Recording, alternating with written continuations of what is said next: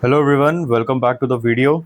आज हम डिस्कस करेंगे गाइस कि जो H1B वीज़ा के ऊपर इतना ज़्यादा बवाल चल रहा है या इतना डिस्कशन हो रहा है, उसके ऊपर हम लोग उसके नॉर्म्स के ऊपर उन्हें जो टाइटन करने की यूएस के अटेम्प्ट्स है उनके ऊपर हम लोग बात करने वाले हैं।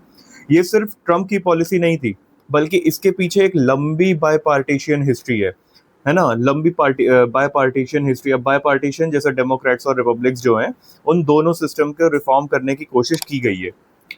ठीक है, तो आज हम लोग इसके बारे में थोड़ा डिस्कशन करने हैं। अब इसका देखो, इसका मैंने पूरा जिस्ट निकाल लिया है। ये जो आपका आपने देखा होगा आज के न्यूज़पेपर में ये आया हुआ है, इसका मैंने पूरा जिस्ट निकाल दिया है। एंड मैं इसको पार्ट वाइज आप लोग को एक्सप्लेन करने वाला हूँ। पार्ट वाई पार्ट मैं आपको इसको एक्सप्लेन करूंगा।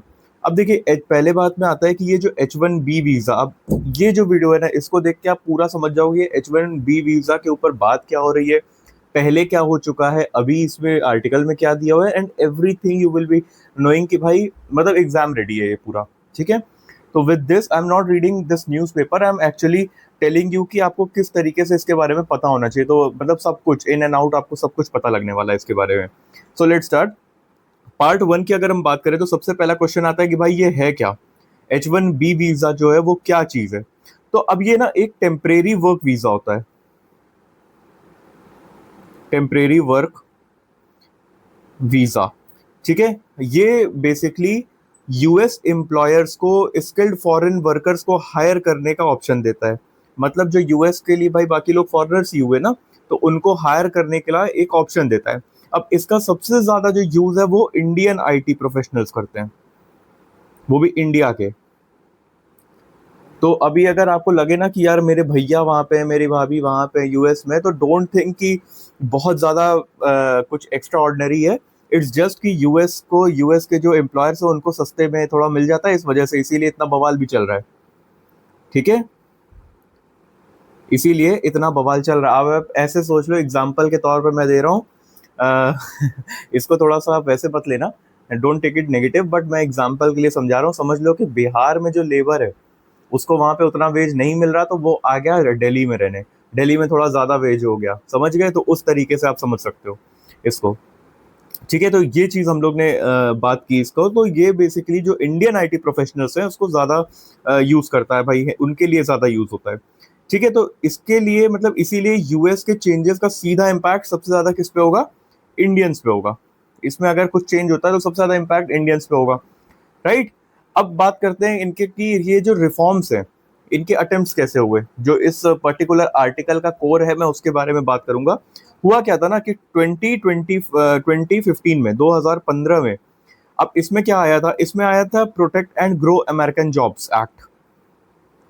Protect and grow American jobs act. ठीक है, ये आया था, और ये जो पार्टी थी रिपब्लिकन प्रपोजल था ये बेसिकली। ठीक है, तो इसमें क्या बोला गया? इसमें बोला गया कि जो आपका वेज है अभी के फिलहाल पे क्या था, $60,000 था। $60,000 था, इससे बढ़ा के कितना कर दिया जाए? इसको 1 लाख कर दिया जाए। $1 लाख इसको कर देना चाहिए। ठीक है, इसको मिनिमम सैलरी थ्रेशोल्ड को $60,000 से बढ़ाकर 1 लाख तक पहुंचा दो। इनका ऑब्जेक्टिव क्या था कि भाई जो चीप लेबर है ना, चीप फॉरेन लेबर का मिसयूज रोका जाए। सिंपल से अगर मैं बात करूं तो इनका सिंपल जो मुद्दा था वो था कि जो चीप फॉरेन लेबर है उसका जो मिसयूज हो रहा है उसको हम लोग रोक दें। फिर बात आती है यहाँ से 2017 की। 2017 में क्या होता है?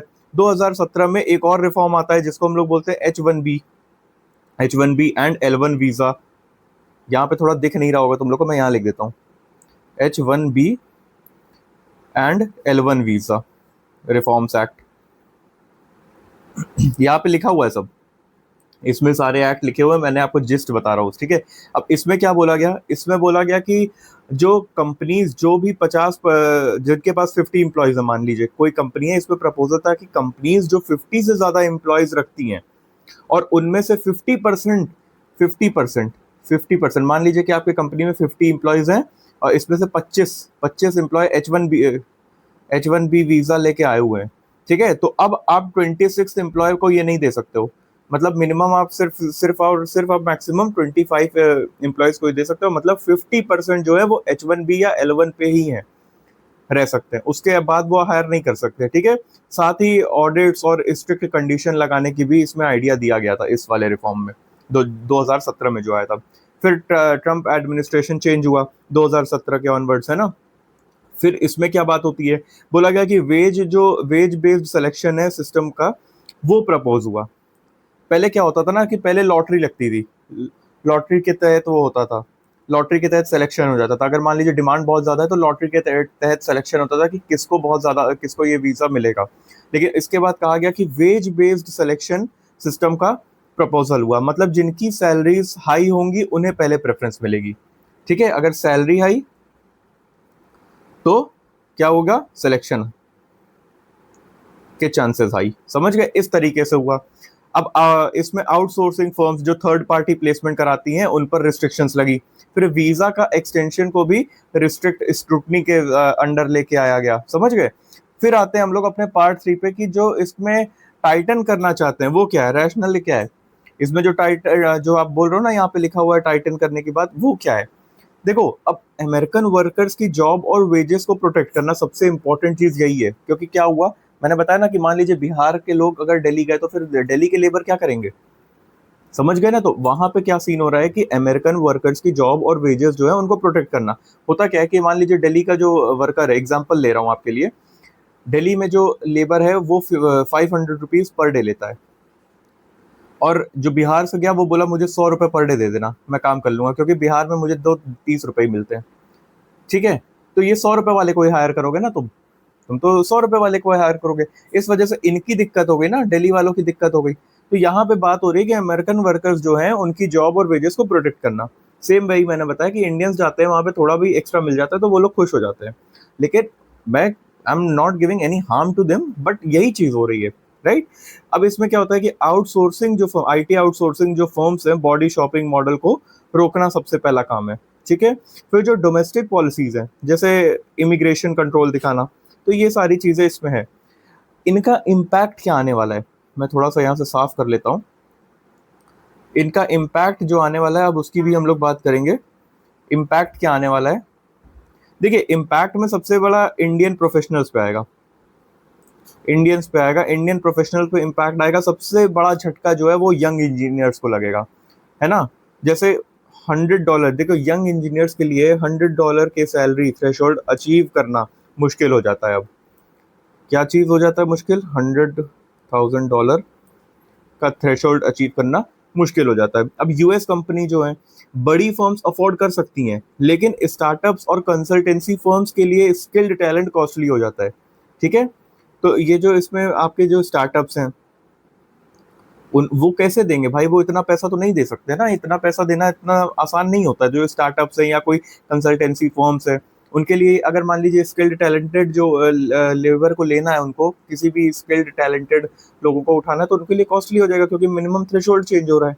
अब यूएस इकोनॉमी पे क्या इम्पैक्ट पड़ेगा, यूएस इकोनॉमी में देखिए शॉर्टेज ऑफ स्किल्स हो सकती है। स्पेसिफिकली अगर मैं बात करूँ तो स्टेम सेक्टर की, स्टेम सेक्टर की शॉर्टेज ऑफ आपके वो हो सकती है कि आपके भैया शॉर्टेज ऑफ स्किल लेबर मिले आपको। ठीक है, फिर अगर मैं बात करूं सबसे इंपॉर्टेंट फैक्टर है इंडिया यूएस रिलेशन, इसीलिए ये आपका इंपॉर्टेंट भी हो जाता है। इंडिया यूएस रिलेशन के लिए भी बहुत है, ये सबसे बड़ा इशू है, क्योंकि ये इशू बार बार डिप्लोमेटिक टॉक्स पर के पार्ट में बनता चला जाता है। तो समझना ये है कि H1B वीजा रिफॉर्म्स एक बाय पार्टीशन एफर्ट रहे हैं। ठीक है, डेमोक्रेट्स और रिपब्लिकन्स दोनों ने अलग अलग एक्ट्स और प्रपोजल को, सिस्टम को टाइटन करने की कोशिश की है, लेकिन एक बैलेंस्ड पॉलिसी है, एक बैलेंस्ड पॉलिसी ही फ्यूचर में यूजफुल होगी, जो एक तरफ से यूएस वर्कर्स का इंटरेस्ट प्रोटेक्ट करे और दूसरी तरफ से ग्लोबल टैलेंट इनफ्लो भी कंटिन्यू रखे। मतलब समझ लो ना कि यूएस के लोगों को भी प्रॉब्लम ना हो, और जो ग्लोबल से आपके पास लोग जा रहे हैं उनका भी टैलेंट जो है वो इनफ्लो जो है वो हिंडर ना करे, वो कंटिन्यू ही रहे।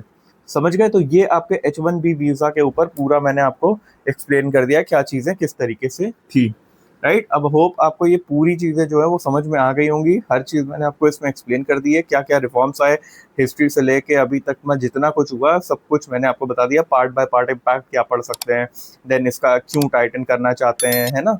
फिर सब कुछ मैंने आपको मतलब हिस्ट्री से लेके सब कुछ इसका बता दिया है। तो अब इसमें आप आंसर लिख सकते हो, you can go for it. और जैसे इंटरनेशनल रिलेशंस के क्वेश्चंस आते हैं तो उसमें आप ये जो है उसको अटेम्प्ट कर सकते हो, ठीक है। So with this I will be taking a leave, will be meeting you in next video, तब तक के लिए स्टे हेल्दी,